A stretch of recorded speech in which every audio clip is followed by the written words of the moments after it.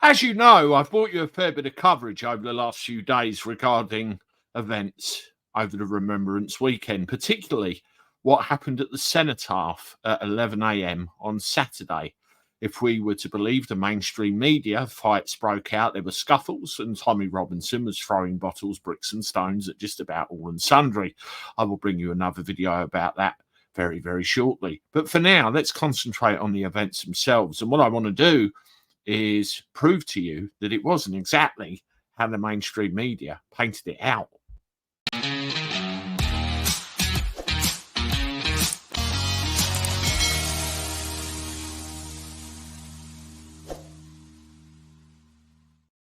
Hello, everybody. Welcome back to the channel. Hope you're well. Thank you for joining me once again. As always, make sure you're subscribed to keep up to date with everything that comes out here.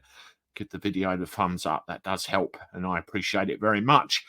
Well, what happened at the weekend at the Cenotaph on Saturday? You know, the mainstream media were beating their drums and trying to wind us all up into a big state of apathy over the whole affair, and we were all under the belief that everything was going to kick off and that, you know, 11 a.m. was going to be disrespected and everything else. Well, in fact, nothing could be further from the truth.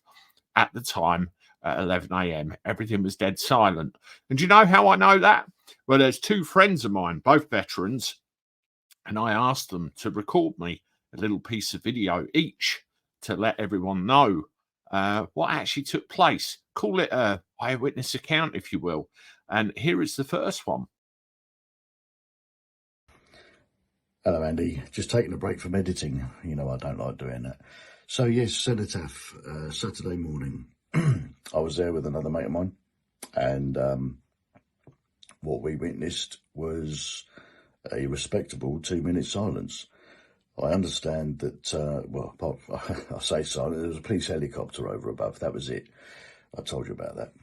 Other than that, there was one access road that had been closed off. And this is before the 2-minute silence.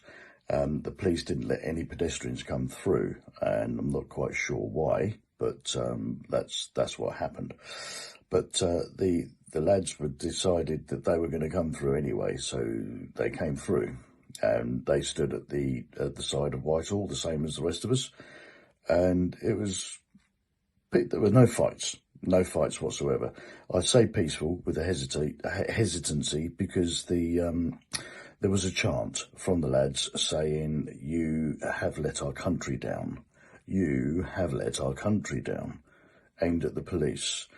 Now, I have since seen some video of the police using batons towards these guys over their heads.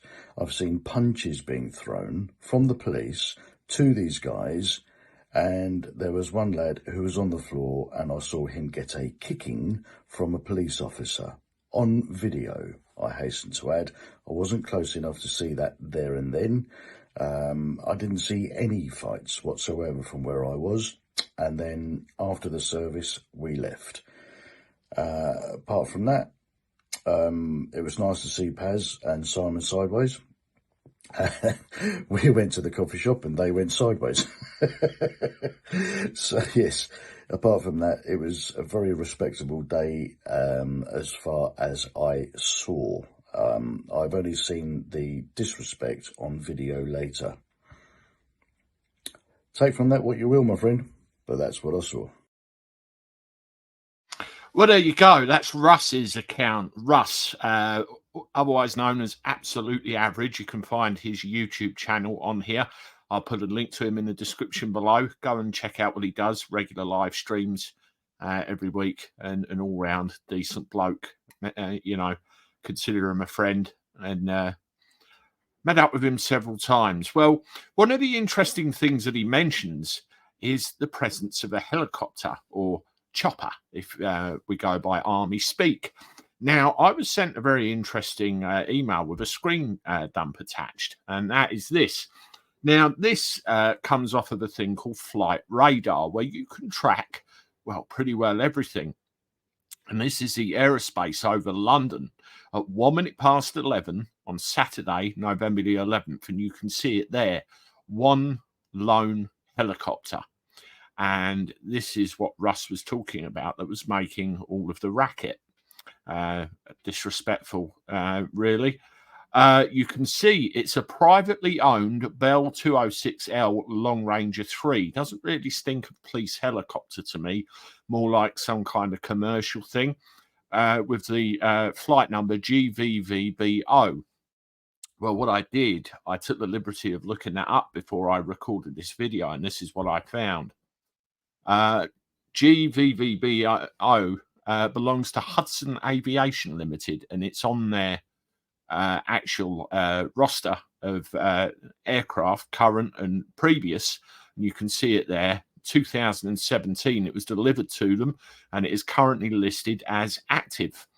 Now, you can use a thing called Flight Radar, as I said, and it has an online version whereby you can see the flight patterns and the flight plans of any given aircraft over any given amount of time. And what I want to show you here, which is another thing I found. Now, this is the list of all of the flights of this particular aircraft on the 11th of November. And as you can see, it was very busy, very, very busy.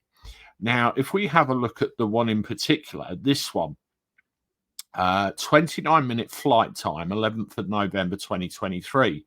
It departed Woking at 10:46 and arrived back at Woking at 11:15. So that was enough time to get to central London, hover, and then come back again. Now, if I have a look at the actual flight path, you can see right there what actually happened right up into London, hovered around there for a bit and then came back. So that's the aircraft or the helicopter or chopper that actually caused all the noise. Now, according to the manifest, that is pretty much the only helicopter involved.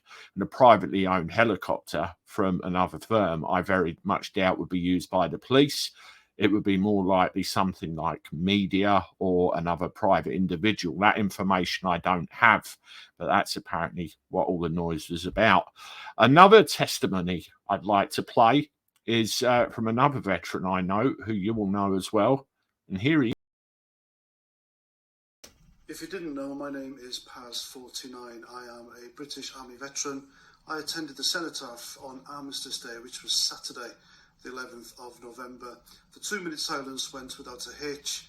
There was no trouble. Nobody trespassed on the Cenotaph, and there was no kerfuffle. There was nothing. If anything, the police made it worse than what it was. The mainstream media made it worse than what it was. Lefties on social media made it worse than what it was. There were a few football fans, shall we say, who started some chants, but veterans told them to shut up, and they did. They did start giving some abuse to the BBC, which was backed by the Cenotaph, and that was it. It was a nothing, a big, massive nothing burger. There was two-tier policing.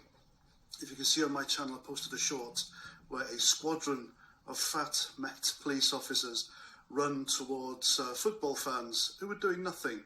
They were kept away 200 yards from the Cenotaph, and the police were stood in front of us as we were watching the whole proceeding and observing the 2-minute silence in their riot gear.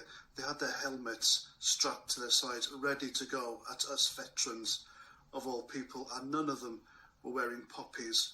And yet, when I marched into that, or when I walked into that Palestinian Free Plasticine March in Victoria Station, not one copper anywhere, and the placards these people were showing up were disgusting, proper hateful, anti-white, anti-Israeli, anti-Semitic, anti-Western hatred, and there was no policing whatsoever.